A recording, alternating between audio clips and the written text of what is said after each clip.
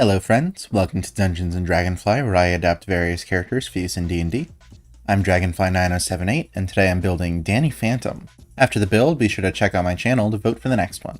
So what do we want from this build? Well, Danny is dead, but not like all dead, just half dead. With all dead, there wouldn't be much we could do except, go for his clothes for loose change, but being half dead actually gives us a lot of benefits, like a ghostly transformation, quick healing, and the ability to survive in space. Mostly though, it gives us a bunch of ghost powers, from the standard walking through walls, invisibility, and flight, to the more Danny-specific ones like cryokinesis, creating duplicates, and his devastating ghostly wail. One advantage we have over most of the ghosts we fight is our parents' specialized ghost hunting gear, so we'll make sure to pick up some Fenton tech to arm ourselves and our friends with. Looking over at ability scores, I'll be using the standard point array. If you want to roll for stats, that's fine, just make sure your intelligence and charisma are high enough to multiclass. Starting off with a 12 in strength. Danny does punch his problems a lot, but it's not a high priority for us. Dexterity will be 13. Our hazmat suit isn't the best protection against attacks, so we'll need to get good at dodging. We'll put our 10 in Constitution. We did already die once after all. Then since Danny's a space nerd who wanted to be an astronaut, our intelligence can be 15. Dumping Wisdom kind of sucks, but we do need other things more, and Danny is still only 14. He's gonna do dumb teenager stuff. Then we'll finish up with a 14 in Charisma. Danny's powers are largely instinctive, and he quips enough to match Spider-Man. Now Danny is a human who got an entire dimension shot through his body, so we'll go with the variant human. Reborn would also be a good choice, but we're gonna get some of its more flavorful benefits later, so I think the free feed is a better option. We'll bump our Dexterity and Constitution to 14 and 11 respectively, take Nature for our engineering and astronomy knowledge, then go with Tavern Brawler for our feat. That'll round off our Constitution to 12, let our unarmed strikes deal a d4 of damage, and give us proficiency with improvised weapons. We can also use our bonus action to try to grapple a creature after we hit them with an unarmed strike or improvised weapon. Danny's good at improvising on the fly with what's around him, and like I mentioned, he does like to punch his problems away. There's a couple of good background options we could take, like Fey Lost, Folk Hero, or even Haunted One if we want to go for the pun, but I'm going to ignore all of those and go with Gruul Anarch, because it's the only way to get a spell that I really want for Danny. It'll also give us proficiency in athletics and animal handling. We're going to start off as our parent's son by taking a few levels in Artificer. Arcana and Perception are our skills, and as a magical tinkerer, we can imbue non-magical objects with magical effects. Nothing huge, we can make them glow or play a sound, little sensory stuff like that. We can charge up some ecto energy to provide a light, or deliver a shocking grasp that deals lightning damage on a hit and prevents the target from taking reactions for a turn.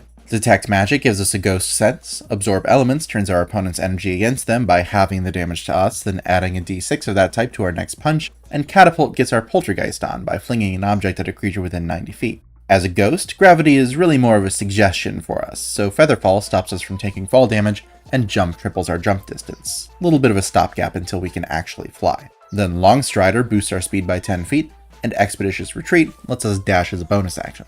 For the real Fenton tech, we turn to our infusions.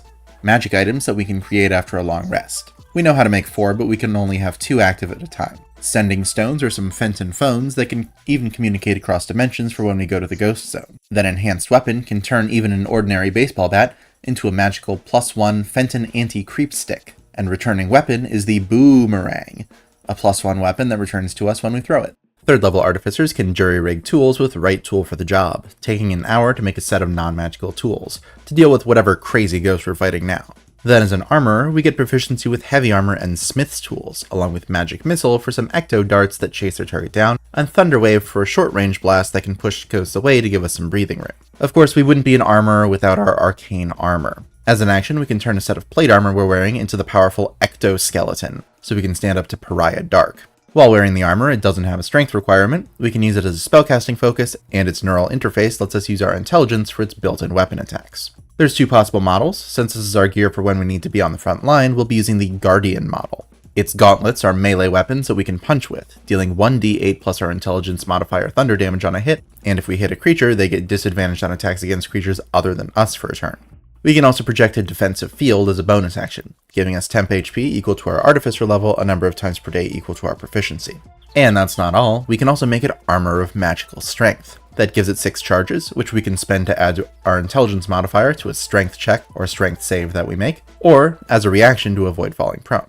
Danny is pretty resistant to mind control, though not outright immune, so we'll grab the Resilient feat to boost our wisdom and give us proficiency in wisdom saves. 5th level armorers get to make 2 attacks with the attack action, plus we'll get access to 2nd level spells, and oh boy are there a lot of these that we want. Okay. Invisibility and Levitate are pretty standard ghost powers. Then Dark Vision and See Invisibility will help us against other ghosts. Spider Climb lets us ignore gravity and walk on walls. Enhance Ability gives us advantage on checks using the ability score of our choice. And Enlarge Reduce either grows or shrinks us or another creature or object by 1 size category. If they're bigger, they deal an extra d4 of damage and have advantage on strength checks and saves, and if they're smaller, they have disadvantage and deal 1d4 less damage. Our armorer spells at this level are Shatter, a lesser version of our Wail that deals thunder damage in a 10-foot radius on a failed con save, and Mirror Image, which creates duplicates to confuse and distract enemies. We make 3 duplicates, and when we're attacked, we roll a d20 to see if the attack goes at us or one of our images. With all 3, the attack hits a fake on a 6 or higher, with 2, it's 8 or higher, and with 1, it's 11 or higher. Finally, there's Kinetic Jaunt, which uses our intangibility to weave through battle. For up to a minute, our speed increases by 10 feet, we don't provoke opportunity attacks, and we can move through other creatures without counting the space as difficult terrain. Though if we end our turn in the same space as another creature, we get shunted out and take a d8 of force damage. That's really all we need from Artificer, so now we'll jump over to Warlock, and possibly predictably, the Undead Warlock. That'll let us go Ghost with Form of Dread. A number of times per day equal to our proficiency, we can transform for a minute with our bonus action. We get 1d10 plus our Warlock level and temp HP, we're immune to being frightened, and once per turn when we hit a creature with an attack, we can frighten them if they fail a wisdom save. Mage Hand works for some light telekinesis, and Eldritch Blast will be our go-to Ghost Ray, firing up to 4 beams that each deal 1d10 force damage on a hit. Now there's really only one way I could find for a player character to outright possess people, and it's a 6th level wizard exclusive spell and is somewhat clunky, so we'll just fake it, with spells like Puppet, which forces a humanoid to make a con save. On a fail, they have to move up to their speed in the direction we choose, and we can have them drop whatever they're holding. It doesn't work on someone who's immune to being charmed, so we'll whip up a Spectre Deflector in the form of protection from evil and good. That's a handy belt that'll prevent the target from being charmed, frightened, or possessed by any aberrations, celestials, fae, fiends, elementals, or most importantly, undead, along with giving those types of creatures disadvantage on attacks against the target. Now having our ectoskeleton is great and all, but it's a little bit bulky for everyday use, especially since we're supposed to have a secret identity, so Armor of Shadows will let us cast Mage Armor on ourselves at will, to make our AC 13 plus our Dex modifier. None of the Pact Boons are especially in character for Danny. We could go with Pact of the Blade to shape weapons out of ecto energy, but instead we'll go with Pact of the Chain to get our ghost dog, Cujo. This lets us cast Find Familiar as a ritual, and unlike normal familiars, ours can attack if we give up one of our attacks to let it. There's no puppy option for familiars, which kind of feels like a bit of an oversight, but we can reflavor something like the cat, the weasel, or maybe the sprite since it can turn invisible. It's also the only one that can fly normally, but with investment of the Chainmaster, that changes. When we summon our familiar, he gets a bunch of benefits to make him stronger. We can give him either a flying or swimming speed, both 40 feet, his attacks count as magical, he uses our spell save DC for his effects, and we can use our reaction when he gets hit to give him resistance to the damage. We can also use our bonus action to tell him to attack, rather than giving up one of our attacks. And this isn't part of investment of the Chainmaster, but it is worth noting that since we have Enlarge Reduce, we can even let him shapeshift into his bigger form. Our spells at this level are all about overshadowing. There's still not a good possession option, so we'll make do with Suggestion and Crown of Madness. Suggestion forces a wisdom save, and on a fail, the creature has to follow a course of action we suggest to them, though it can't be directly harmful to them. And a creature who fails Crown of Madness' wisdom save is charmed by us, and has to use his action before moving every turn to attack a creature we choose within its reach. We do have to use our action each turn to maintain the spell, but hey, that's why we can tell Cujo to attack with our bonus action. One spell that I want that isn't available to either Warlocks or Artificers is Shield, so we'll grab the Strixhaven Initiate feat, choosing Prismari to also get Firebolt and Ray of Frost. We could have just gone with Magic Initiate, but Strixhaven lets us use the first level spell with our spell slots, not just the free once per day. Warlocks get another cantrip at 4th level as well. Prestidigitation will do for miscellaneous minor ghost powers, and will lean more into our ice powers with Hold Person, freezing a humanoid in place if they fail a wisdom save. At 5th level, One with Shadows lets us use our action to become invisible if we're in dim light or darkness. We only stay invisible until we move or take an action or reaction, but there's no limit to the number of times we can use this, and it doesn't take up a spell slot or concentration. Unlike our first 3rd level spell, Fly. We get a 60-foot flying speed. Ghost can fly, pretty simple. 6th level Undead Warlocks are Grave Touched, meaning that we no longer need to eat, drink, or breathe. Plus, once per turn, we can change the damage from one of our attacks to Necrotic, and if we're in our form of Dread at the time, we can roll an additional damage die. Then we'll revisit our Fenton tech, as Magic Circle lets us set up a Ghost Shield. This basically takes protection from evil and good and applies it to a 10-foot radius, 20-foot high cylinder. Creatures of the type we choose, like Undead, can't enter the circle or charm, possess, or frighten anyone in it, and they have disadvantage to attack anyone in it. Alternatively, we can reverse the circle and turn it into a ghost trap, so the ghost is stuck inside and can't escape. That's especially notable since ghosts are hard to trap, thanks to things like Trickster's Escape, which lets us cast Freedom of Movement once per day without a spell slot. That uses our ability to become incorporeal, to ignore difficult terrain, phase through non-magical restraints with 5 feet of movement, act normally underwater, and prevent us from being slowed, paralyzed, or restrained magically. Our spell at this level, Banishment, uses the Fenton Thermos to suck up a ghost if they fail a Charisma save. If the creature is native to our plane, they spend soup time in a harmless demiplane and come back when the spell ends. If they're a native to a different plane, like, say, the Ghost Zone, they go there instead, and if we concentrate for the full minute, they stay there when the spell ends and have to find their own way back. We'll use our 8th level ASI to round off our Intelligence to 16 and our Wisdom to 10, and pick up Dispel Magic to counter whatever mind control or video game possession or box haunting that the Ghost of the Week is doing today.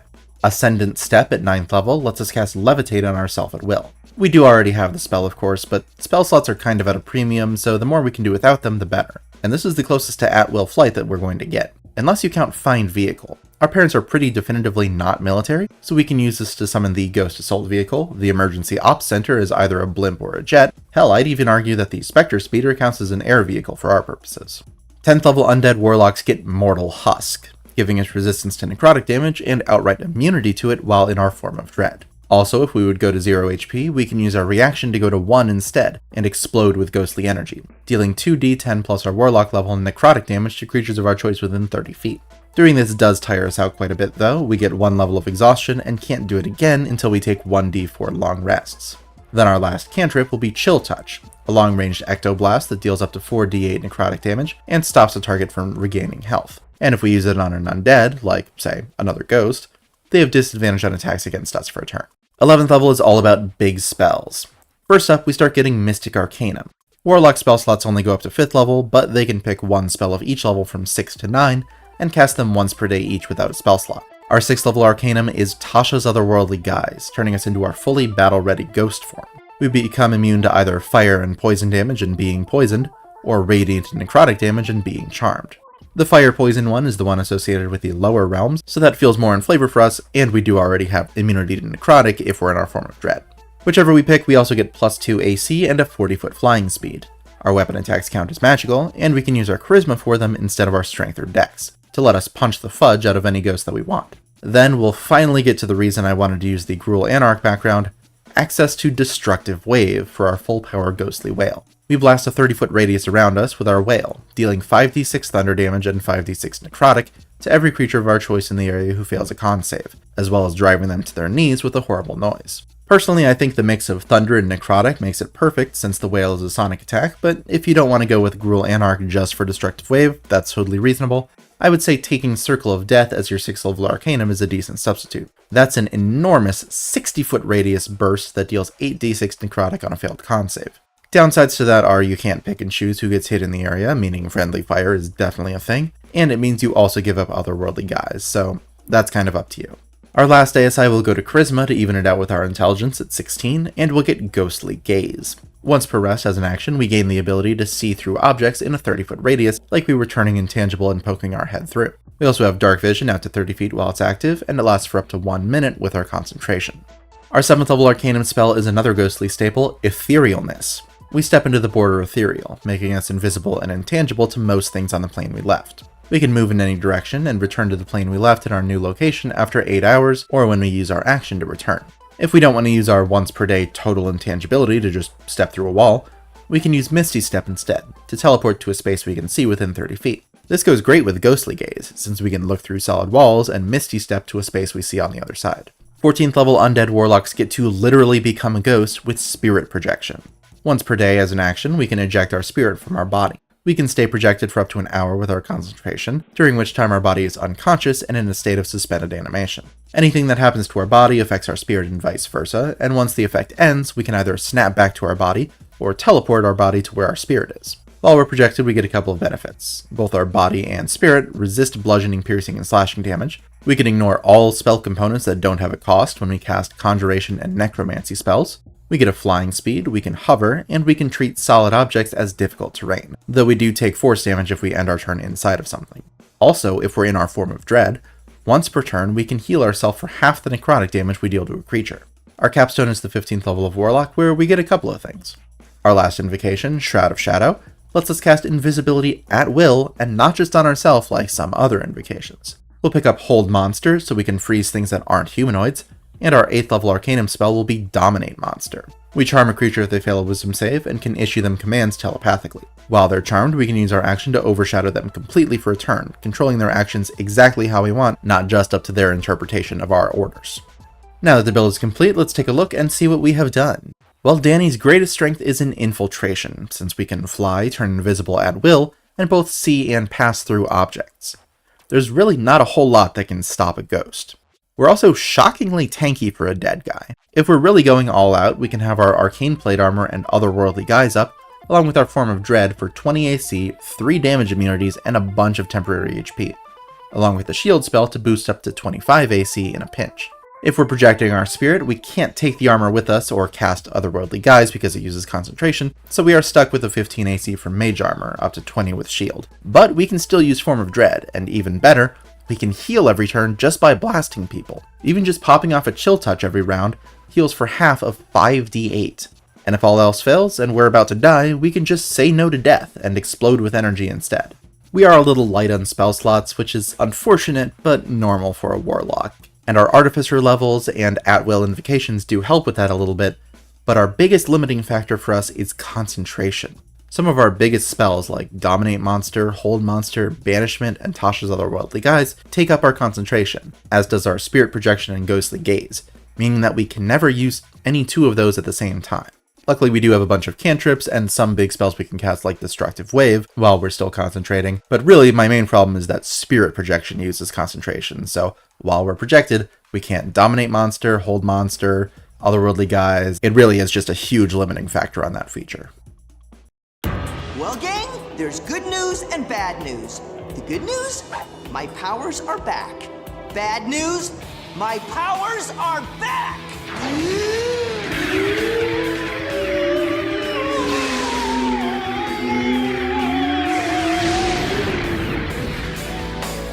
Thank you for watching, friends. I hope you enjoyed the build. Head on over to my community tab if you want to vote for the next character for me to do. At time of recording, the poll has been up for about a week, and Agent Twilight from Spy Family is trailing Batman Beyond by only 3 votes. If you have any feedback or suggestions for characters you'd like to see me build, please leave them in the comments below, and they could show up in a future poll. Leave a like or subscribe if you want to see more. Thanks again for watching. I will see y'all later.